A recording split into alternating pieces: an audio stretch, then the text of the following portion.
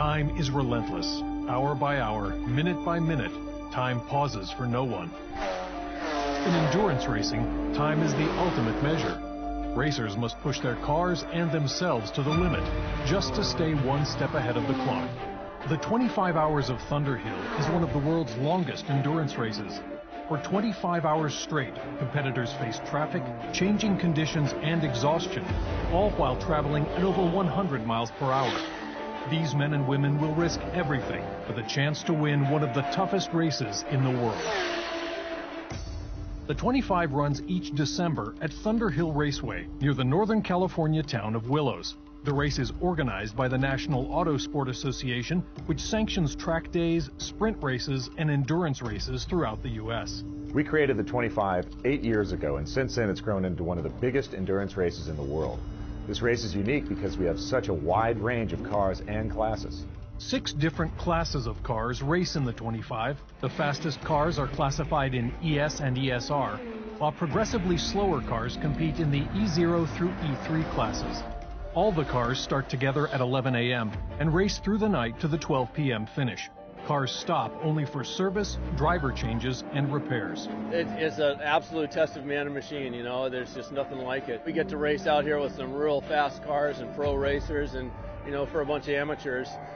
That's a unique experience for us. 365 days a year, we're like, woohoo, let's do this crazy event called the 25 Hour. And then about between 3 and 4 o'clock in the morning, we're like, why did we do this? It's just the most insane amount of fun that I think you can have anywhere. This is one of the toughest races in the world. No matter how good you are or how much you prepare, anything can happen. Over 80 cars will start this year's 25, but only a handful will finish. Winning this race takes luck, sacrifice, and guts. It is the ultimate test of man and machine. To take the checkers, you have to survive the 25.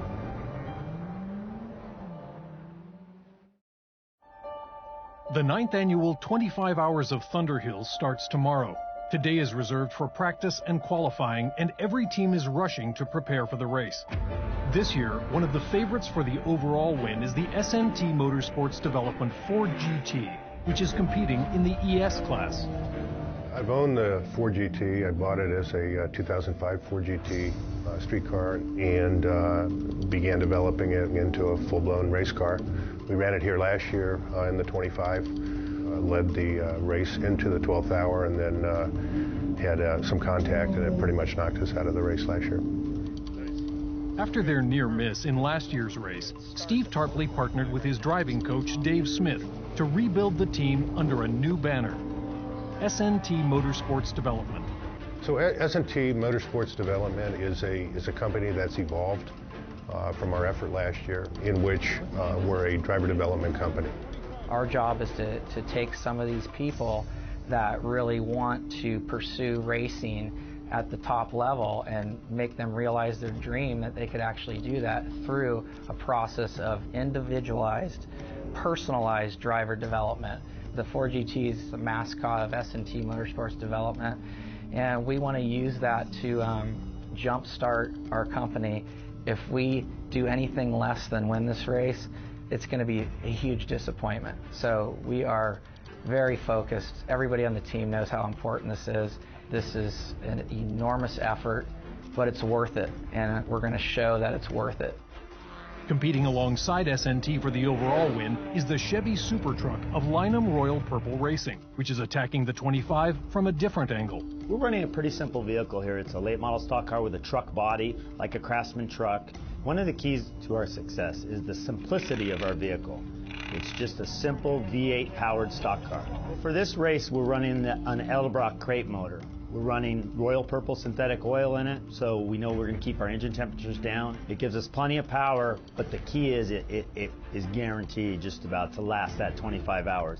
My crew chief, Daryl Miller, he is very diligent, and one thing that we show up to this race is very prepared mechanically. Every nut and bolt, every part of the vehicle has been gone over numerous times, and we feel that's really an advantage for us, that we will be able to finish this race when some of the exotic machinery may not be able to. So one of the things we've learned from doing this before is, since I have all volunteers and family, food is a critical item. So we've got the barbecue, we've got the stove, and we've got a full menu planned out. So Lynam Racing is for sure here to win.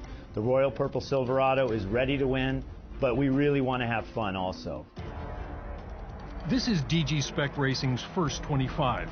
Their Scion TC is racing for a win in the E1 class, and team owner Don Gardner isn't leaving anything to chance. We're running a Scion TC, and at first glance it might not be a car you'd expect to see racing here, but we've done a lot to the car to try to make sure that it gives up nothing by way of speed and by way of strategy and by way of fuel economy. A lot of our competition in the E1 class may have a bigger budget. What we believe helps make up the difference is in, number one, better decision making of how we spend the money that we have, and then the willingness to be relentless. If you're willing to sacrifice almost everything, anything is possible. Chris Viskovich, my team manager, is a former West Pointer and a military officer, and the way that I wanted this team led is I wanted it to be done in a military style where that we were organized, that we were strict, that we were disciplined, and I couldn't think of anybody better. It's a culture to never give up, to never surrender, to always work harder, to stay late. If we're the first to arrive and we're the last to leave, I don't want to make it any harder on the guys than it needs to be, but everybody's willing to put in that time, and the people know that as hard as it may be on them and as a pain in the ass as I may be toward them, that when we unload that car from the trailer, we always have a chance to win. If you aren't willing to work as hard as my team is, don't expect to come here and beat us.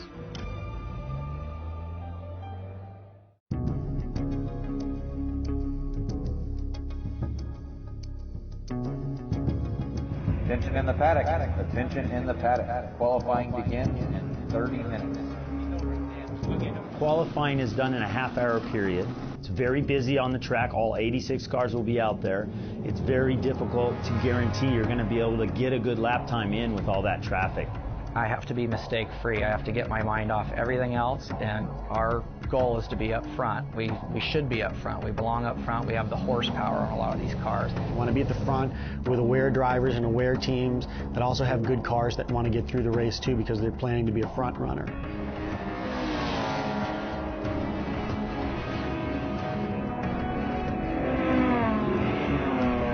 Attention in the paddock. Due to an on-track incident, the remainder of qualifying has been canceled. It's upside down in the ditch, and nobody could see it. The car was upside down with no lights or anything. Oh my gosh! I hope everybody's okay. Yeah. Many years we've had big accidents in qualifying, and today was no different. Qualifying only lasted about 8 minutes. We did get a fairly good lap out of it, and we were happy with it. We got 13th place overall. So Jeremy did have an incident in qualifying, which is, we don't have incidents. We race really clean, so a little bit of trouble there. He popped the fog lights, rear-ended a car. We actually had to use our equipment to go help the other driver fix his exhaust system. So that caused a little bit of emotion. But in the race, I wouldn't have done that because... Okay, that was going to be my point. I don't want to sound like a coach and tell you what to do, but 25 hours, let the guy go, wait, get a safe pass and go. Yeah. Dave, it doesn't matter, man. You got a time down. It is what it is. So we were kicking ourselves because there's a gap behind you. Did you see the guy roll? Yeah, you got to get a gap, and the Porsche got a gap, huh? Yeah. Again. We were just right. It's just really almost impossible to get a clean lap.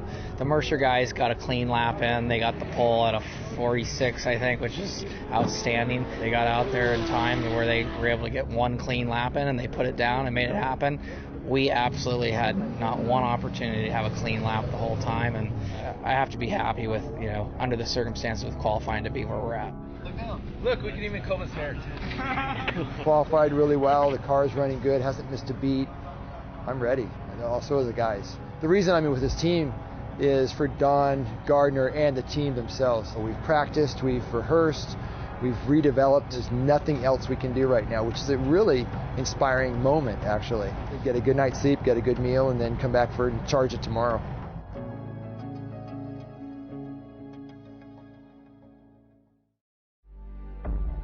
Welcome to the 9th annual 25 Hours of Thunderhill. 83 cars are set to take the green today in what is sure to be an epic battle. The green flag is in 1 hour.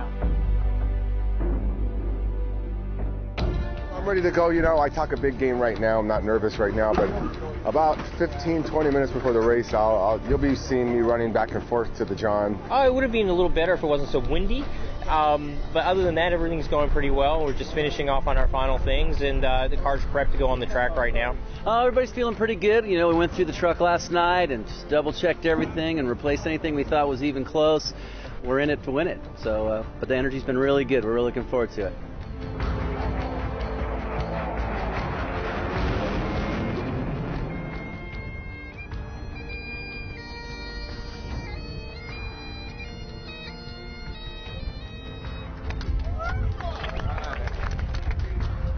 My grandfather, Ben Stewerman, passed away just this past summer, and he was like a father to me. Putting his name on my race car is my way of remembering him, and this race is for you, Saba. We know we have a car that's capable of finishing in the top 5. We did it last year. We can do it. If things can pull together and we have the reliability that we truly expect, then we'll be right there at the finish, and anyone can win this race. We have worked diligently all year and have spent a lot of money and a lot of energy and time to make this day. You know, we just have to do our job, each and every one of us, and take it 1 hour at a time. This is it. It's showtime. Showtime. Drivers to your cars. Drivers to your cars. Ladies and gentlemen, start your engines.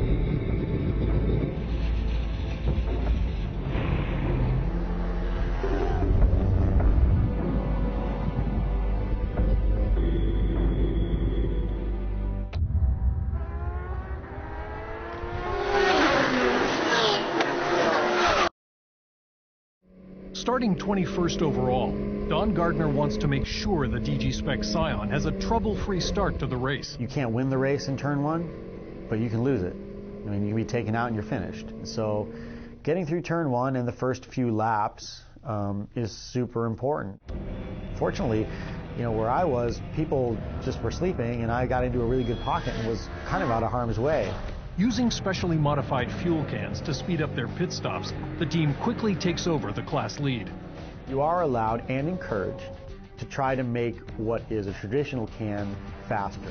The cans work very well with the car and vice versa, and we're extremely fast. Then, one of the cans fails, spilling 5 gallons of flammable racing gas onto pit road. How long is it going to be held? 5 minutes? Yeah, 5 minutes. We're getting it stop and go. One of our gas can couplers came apart as we were starting to fill. We're only able to get 5 gallons in the car, and because of the fuel we get penalized. Black flag penalty brings us in for a 5-minute stop.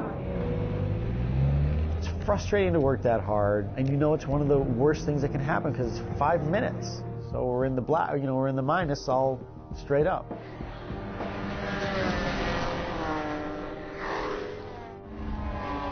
SNT Motorsports has one of the fastest cars on the track, but all that speed comes at a price. Constantly passing slower cars is risky. First couple hours was just to, you know, sort of just turn laps and be very, very selective on the overtaking of the slower cars. Obviously, with us having 600 plus horsepower, you get anxious, and we ended up having a little bit of contact. Hit me. I'm so sorry, but I think I'm okay, but I'm not. It looks like it bent the wheel a little bit. We got hit by a spinning Miata, which took out the beacon for the lap times and bent the tie rod. That's how it's gone so far. You know, one little disaster after another. We had an electrical short that took out our backup mirror, and then the right side mirror fell off the car. We're trying to find a fix for that. If this is the worst that happens, we're golden. We'll finish well. And I'm really sorry. I should have just been more patient with all these guys. And don't beat yourself up over it. After getting a clean start, Lynam Racing's conservative strategy is paying off, and they're beginning to climb the charts. First few hours of racing, we were all joy and happiness. This year we were running the Goodyear radials, which was totally new to us. They're a little bit harder, so they'll last longer, We were definitely a couple of seconds slower per lap. However, we were able to hold those laps for up to 90 to 100 laps without seeing any of our time drop off. With our tire strategy and our fuel strategy, we were able to make up a lot of time on cars that were faster than us on the track. All right, Troy, I found out you are currently P7. You are P7 currently. Hey, that's great. Excellent. Yeah, that's very good this early, man. No problems. Keep doing what you're doing, buddy.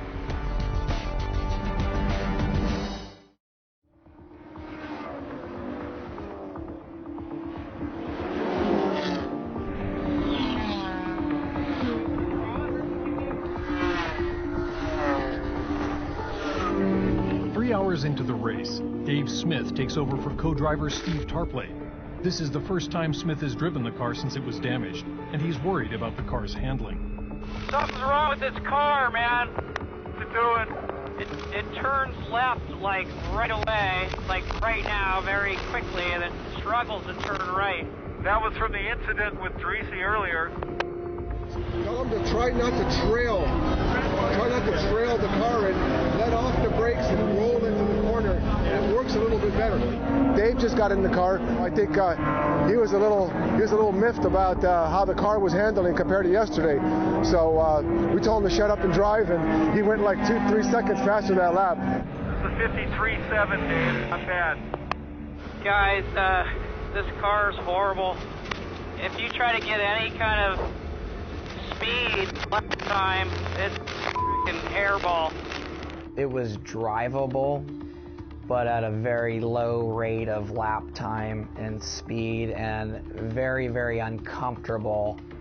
You know, I wanted to stay on the lead lap. I knew I could run decent lap times consistently, but I didn't want it to be sort of the Hail Mary lap every time I went around. And it was just not going to ever sustain itself like that for any long period of time. So the call was made to come in and fix it. Go ahead, pit. Go ahead with the toe and tires. The crew makes a quick adjustment to the car's alignment, hoping this will fix the problem. Dave, is that better or worse than it was? Worse. Well, we took a guess on which way to go. Yeah, we're wrong. Then we'll bring you in and we'll spend some time setting the toe properly. This time, the crew finds a bigger problem. The right rear suspension is starting to come loose. Came in basically to change the toe. While we were in the pit changing the toe, we found that the upper link on the right rear upright had come loose. So it's a really tough bolt to get to. You have to pull the shock to get to it, to retighten it. And that's why we were in the pits as long as we were. It's a very long race. We still got 20 or 19 hours to go. A lot can happen in 19 hours. A lot always does at this race. So, I mean, we still have a good chance of finishing very well. Any read on the car handling? I think it's going to be better. The Mercer car was actually going no faster than you, maybe a little slower for the last 8 laps. Now I had the car that I qualified in again, which was just an absolute beautifully driving car, neutral, everything a driver always wishes for. We were thrilled once we got it fixed. Time to go to work, get your laps in, and we'll do what we do. DG Spec is in a battle with Honda Research West for the E1 class lead, but they lose precious time when the crew mistakenly brings the car in for an unscheduled tire change. Unless he says, I'm going to crash. Okay. It's corded. Not it's evil. Not I don't like it. Okay. Not it sucks. I don't even care if he says, give me a new tire. Okay. You got a lap. It's not going to blow up to have a discussion with him. That's the point. They were listening to the driver, Scott, tell him that the car's evil, it's pushing, it's oversteering, blah, blah, blah, and then a little bit of inexperience showed through, and somebody made the decision, get him in, change the tire. And I said, whoa. They don't understand when they hear him say something. They hear it and they say the sky is falling. Put on a new tire. I'm like, I want to talk to him for a little bit. And I'm telling him, I don't care what you want. You're going to drive around it. That's what you need to do. That's your job. We have a job to execute a plan. Your job is to drive around it unless I tell you or I see your laps dropping 5 seconds a lap. But they're not. Then, with sunset approaching, driver Scott Webb comes into the pits with damage on the left front. The push has just got me in the left. It's kind of funny, you're out there for 3 hours and you're just tearing it up and everything's going great, and you're basically 2 or 3 laps from coming in, and things sort of have a way of going pear-shaped sometimes. So I think it may have been the leader in the 911, and I guess he assumed that he was all the way by me and swerved over to the right side to get the angle for the corner, and I was still there. So he just clobbered me right rear to left front. Go, go, go! 25 in the pit, new left front tire and fuel.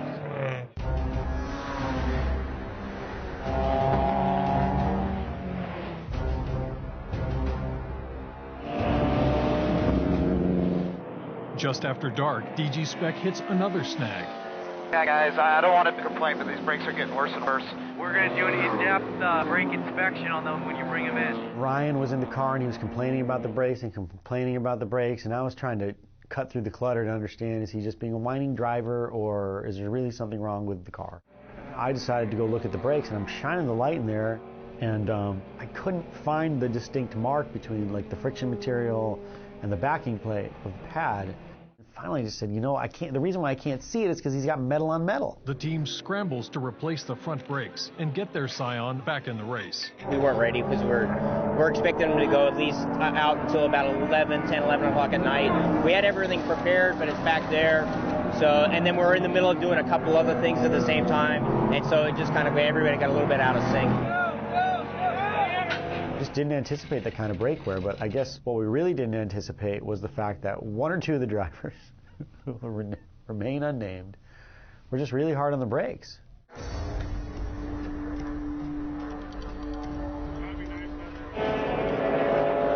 So at about the 6-hour mark, we cracked into the top 5 and quickly up to 4th place overall. We're going to be 4th. We're 4th?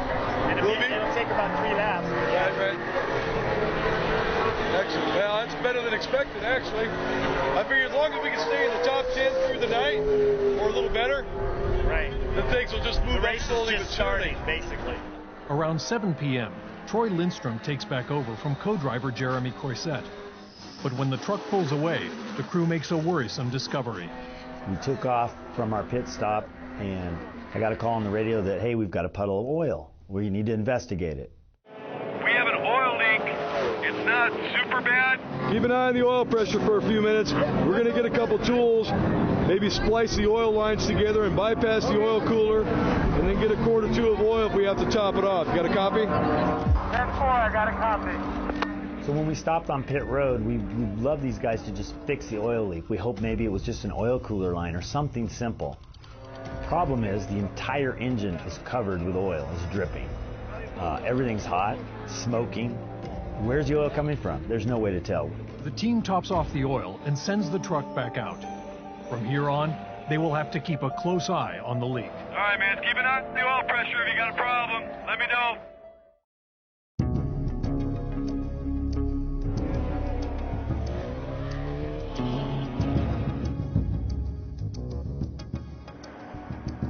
With so many cars on the track, race officials are watching closely for any violation of the rules.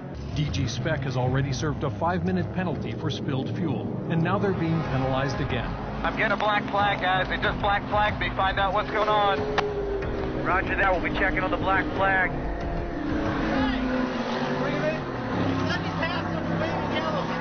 Ask him if he did it, but we can't fight it. DG Spec's radio link to the control tower isn't working, so they can't discuss the penalty with race officials. Ask him what happened. They claim he passed under a waving yellow. Just ask him if he passed under yellow. We're claiming that the black flag was on a pass on a waving yellow. Yeah, right. That's working. I just got ran off the road. The channel that NASA had assigned us was apparently given to another team, and there was all this confusion. Then we had to give them another channel, and we did that, and it just wasn't working out, so we tried to use one of the pit marshals. The driver claims he got run off the road by the Porsche to take the action. They want to give him a black flag penalty. I don't want him to penalty. Yeah, if we don't bring him in. Man, this is... Well, I can't do that because I didn't see it. If they don't bring the car in soon, they risk an even longer penalty. If we do that, will they not further penalize him? We'll serve our penalty if they decide to do it. I want them to further penalize him. Yeah, although I think they're waiting for him to come in, but if you get to the tower and talk to him first, maybe we can avoid that. He's going to be in about 30 seconds. If you repeatedly ignore this, it's going to be worse. He didn't pass anybody else. We can't process. We need to they started talking about another penalty, and it was like, the wheels are falling off.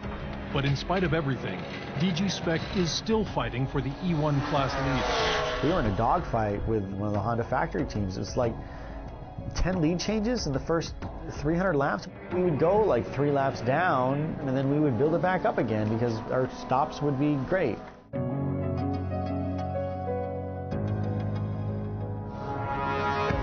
Lynam Racing has been steadily improving their position. They are now 3rd overall, but the truck's oil leak is getting worse.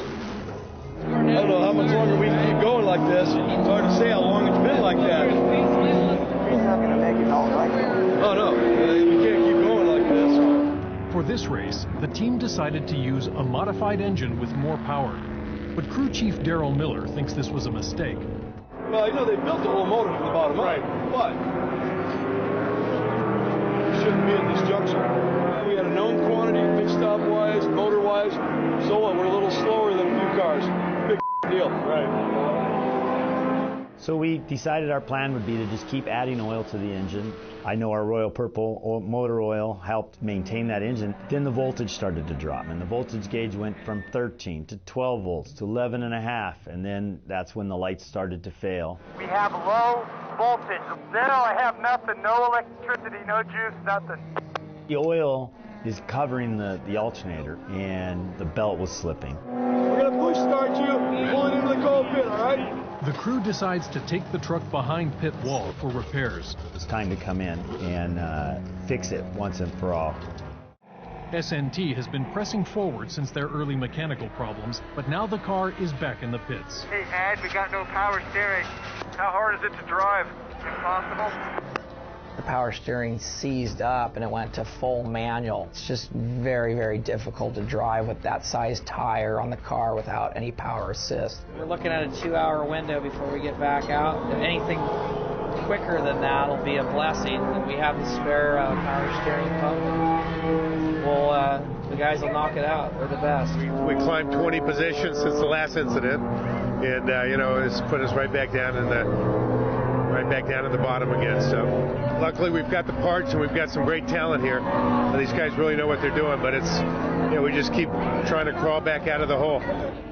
The team replaces the power steering pump and puts driver Jared Thompson back on track. But 3 hours later, the car is back for more repairs. I've got the dash flashing at me red. I smell oil. I got smoke in the cabin. When the power steering pump went, we lost a lot of power steering fluid all over the car. Some of that fluid made its way to the serpentine belts on the front of the motor. And once that oil, power steering fluid hit those belts, the belts worked their way right off the pulleys and started slipping, and then finally literally came off the pulleys. The team doesn't have a spare belt, and they need to find one before they can rejoin the race. If we know the measurement of that belt, which I think we do, find one for us. I don't care if we lift every hood in this place. We need to get a belt back on the car to finish the race. You guys with me? The goal turned from, we're not going to win this race, but this is a survive the 25, and it was more heads down, focusing on every aspect of getting the car back out there to cross the finish line. Anybody have a belt? That's what we need. We need that to finish the 25-hour. We need this belt. Help us. We finally found one that would work. It wasn't the optimal belt. It was a little bit smaller, but it worked. As we got it back assembled again, we looked at the data. We saw how much the car ran, the motor ran without any oil pressure because the belt was off the oil pump. We drove for 2 minutes without oil pressure. Just over there. Water temperature started climbing because we didn't have a pump. So we get a blown head gasket or something. I think they have a blown head gasket. But whatever, it's not going to be good. This is a $30,000 motor. We've been out of contention for a while now at this point in the race. Is it worth going back out and grenade this motor completely and finish it off? Had we been up in the top 10 or we were climbing the ladder and we were way up there at that point in the race, we would have risked and went back out. So we could have gone back out, but we decided collectively that it just doesn't make any sense. Just wanted to see this iconic car that's got history reclaim some status. Even though we didn't finish, it's been a home run on all other aspects as far as the people that have been involved, and that's what it's all about.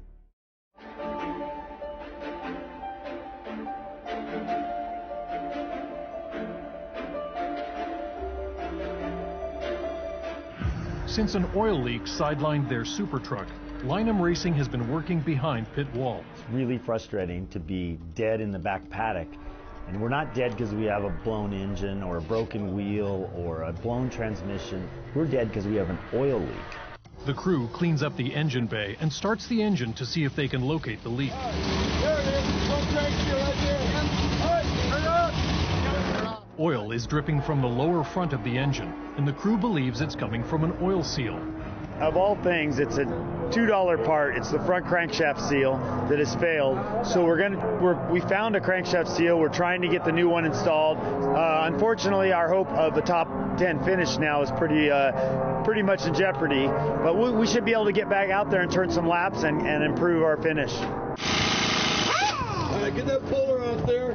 We put the seal in. We put new brake pads that would take us through the night. As everything went together, we started the engine. And it leaked exactly like it did before. We were sure it was this crankshaft seal. And so when they started the engine and it still leaked, Daryl was just crushed. It's not a 2-hour thing. In these conditions, it's probably a good 3 hours plus. We weren't exactly sure what to do next. So then we looked a little further to try to see where this leak was coming from. Once again, the team dismantles the front of the engine. This time, they remove and inspect a metal housing called the timing chain cover. So we pulled the timing chain cover off, and sure enough, a small dowel pin in the camshaft had rubbed a hole in the timing chain cover. We've solved the problem. We're going to finish this race. We replaced the timing chain cover. They're torquing down the crankshaft pulley. Okay, try it now. You sure about that? Yeah. And the crankshaft bolt snaps in the crank. When that bolt broke, so did the team. Just really depressed. You put so much work into this for this 25-hour event, all the preparation that goes into it, and to have it come down to something like that, it's heartbreaking. It just didn't make sense to fight it any longer. Up to this point, the Royal Purple Silverado had run flawlessly. I wouldn't say we were already polishing the trophy, but we really thought we had a winning hand. While SNT and Lynam have been sidelined with mechanical failures, DG Spec has been building a lead in the E1 class. Hit this left, hit this left.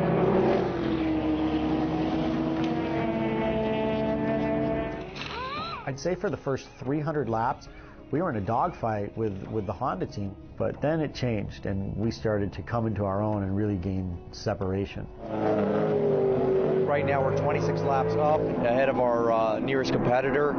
It was due to very efficient pit stops and just consistent driving. We didn't spend a lot of time in the pits, and that's what kills a lot of teams. And then getting drivers that can drive consistent laps back to back to back, and we have great drivers. All four of them are spectacular.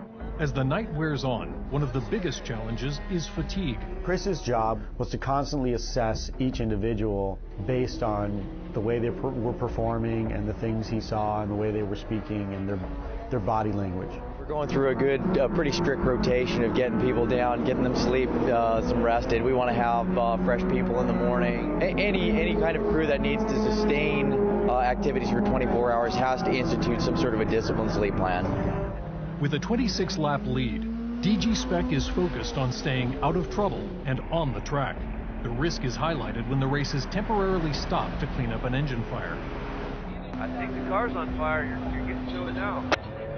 Yeah, he's standing outside. Oh, that thing's done. I haven't seen a good one like that for a while. They told us it was a car fire, so they wanted to red flag it. So, you know, red flag stopped everybody on the front straight, and we're just going to wait until they let us go again. You're pretty happy with how everything's going right now? It's all right. It's going okay, yeah.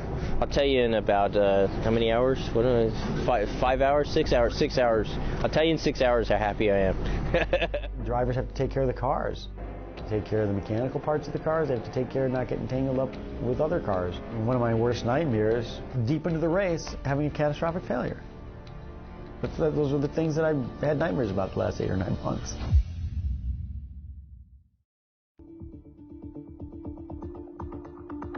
And folks, as you can see, the sun has risen, which means we have just a few hours left in the 9th annual 25 Hours of Thunderhill. The hour 20. Deep in, we were 28 laps up on second place, which is the absolute manifestation of complete domination. 28 laps up at 20 hours is, you might as well not show up, but things can happen. Driver, we need you to come into the pits to investigate a oil leak. I need to come in now! Now? Do I need to come in now? Come in now, immediately. The guys had discovered some kind of a leak on the oil cooler area. Chris, can you give me a status? Are we going to be okay? They're fixing the oil leak, and they're going to be good. You're going to be good to go. We've stopped so long, they better be sure. Don't let me go unless they're sure. The car's going to finish, and we're going to make sure that it does. One of the AN fittings on our oil cooler line seems like it either developed a crack or it started to leak. It's not an easy line to replace. We put some Teflon tape on it. It's not the best way to go, but, you know, put some RTV on there, you know, basically just whatever we could throw at it to try to minimize the amount of leakage. Chris assured me that they had taken care of it and they'd done everything that they could do. And I went back out and they asked me about the oil pressure, and I started looking around. It was fluttering a little bit. Driver, when you get a chance, can you give me a report on your oil pressure? I got 50 pounds, 60 pounds of pressure now. I saw the light come on and the warning come on the dash, and I looked at it and I was like, maybe this isn't good. I think we're either having an intermittent oil pressure sensor failure. It goes from like 0 to 50, I don't know. Hey, don't worry about it, Don. When you bring the car in around the next lap, one of the things we're going to do is we're broke. See the car smoking. I don't know what gave up. I think the motor grenaded. I think we're finished. All right, we're going to get the car towed in here. Now we're going to take a look at it. Perfect, straight. Check for that. More intermittently lost oil pressure. I can't imagine it didn't grenade. Right. It grenaded. It blew up. I knew that's what had happened. On the watch face, it was flickering, but you know, it would go back up to 50, so I would stay in it. Crew Chief Sean Morris verifies that the engine is blown. The team does have a spare, but with only 3 hours left, Morris doesn't think there is enough time to replace the engine and get back on track before the end of the race. A complete engine and transmission and turbo change would have normally taken a full day. Sean came up to me and he looked at the time and we looked at it and he started thinking about the turbo and he started thinking about the transmission and he started thinking about the engine and all the things that we were going to have to do in that time, and he said, Don, there's no way. There's no way. And he wouldn't have said that to me if he didn't think anything else. It was awful. It was just an awful thing to happen that deep. Here I am. It's my worst nightmare. This is the biggest failure and disappointment that I've had in motorsport, because we've been so successful. And we just worked so hard. Gardner calls a team meeting to announce his decision. There was a 1% chance you wouldn't have a choice. We'd be busting our and we'd be getting the done if there was any chance to see this car move under its own power for the checkered. But there's not. So the deal is this. We can keep working and get as much done until the time expires, if that's what you guys want to do. And maybe get the motor in and say we worked to the last minute. But I'm not going to put that on you guys. So by a show of hands, who wants to keep working even though there's a chance that this car probably won't go on the track? And everybody raised their hand. I was touched. It was amazing. I don't know what to say. I can't believe as hard as I push them that they still will just do whatever. I don't even ask them, you know. Craig Stanton came up to me and he said, I've never seen anything like this. He said, it changes my entire world philosophy of what is possible. He said, these guys they're crazy. These guys are crazy. I guess they're as crazy as I am, you know. As work continues, team manager Chris Viskovich checks the standings. I was just notified that Tyler's sitting in third, being trailed by RDR. They're about 2 hours behind us. If we actually, they're talking, put this together, we can get a bolting finish. All right. Let's do this, guys. Let's do this. All right. Thank you. DG Spec still has something to fight for. CJ Wilson Racing's number 38 and the number 34 of Robert Davis Racing have taken over first and second. But because DG Spec completed so many laps before the engine failure, they are still classified in third. Robert Davis Racing's number 5 is 60 laps behind. But if DG Spec can't get back on track, number 5 will complete enough laps to make up the difference and take over third place. And that's a car that we run with 3 of our Mazda dealers. They've had quite a night. They've had to remove the windshield. They had the back glass blow out, and we had to change a differential. So it's just our motto at Mazda: the will to never give up. So everybody on the RDR Mothers Mazda Speed team has done a great job keeping that car running. So if Garner can't get back on the track, then I think they'll get by him. I've heard that they're putting a motor in the car. We've got a certain amount of laps to make up. We're going to carry on trying to do good times. We're going to run a pretty good pace. We're not going to back off.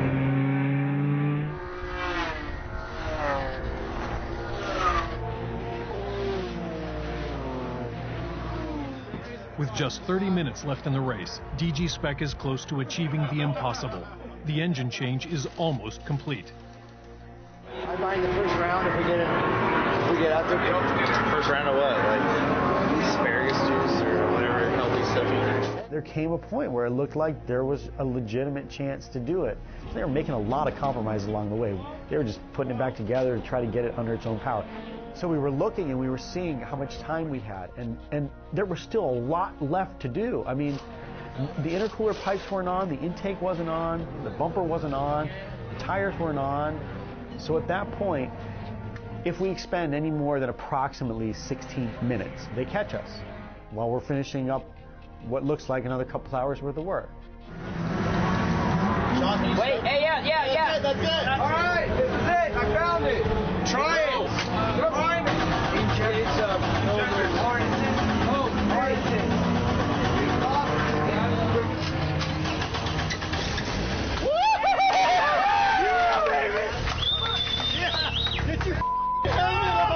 When that car started and all the electrical stuff worked and that motor and it was ready to go, gosh, I mean, a lot of them told me that they got super emotional about it. With their new engine running, the team scrambles to finish the car and get back on track. It was running and it was going, and Craig was in the car, and the next thing I know, like... Hold on, Craig, go! Hold on. Go! Craig heads out, and there's still 25 minutes left of the race. It looks like we have a battle for the final podium spot in E1. DG Spec is back on track, and they're going to be neck and neck with Robert Davis Racing. We didn't know, like, was it going to make it down the front straight? Was it going to make it through turn 1? What was it going to fall off the car? Because the motor mounts were loose, and like, this is what we did to get this done in this amount of time. He gained another lap, and then he went another lap. I think even the people that were deeply involved were incredulous at their own work. And this is it, 12 p.m., and that means the 9th annual 25 Hours of Thunderhill is coming to a close. The checkered flag is in hand for your overall and ES class winner, Mercer Motorsports. Your ESR winner is Factory 48 Motorsports, and Atlanta Motorsports Group is first in E0. The E1 winner is CJ Wilson Racing, E2 949 Racing, and in E3 RJ Racing. Finally, the battle we've been following all morning, DG Spec will bring home third place in E1.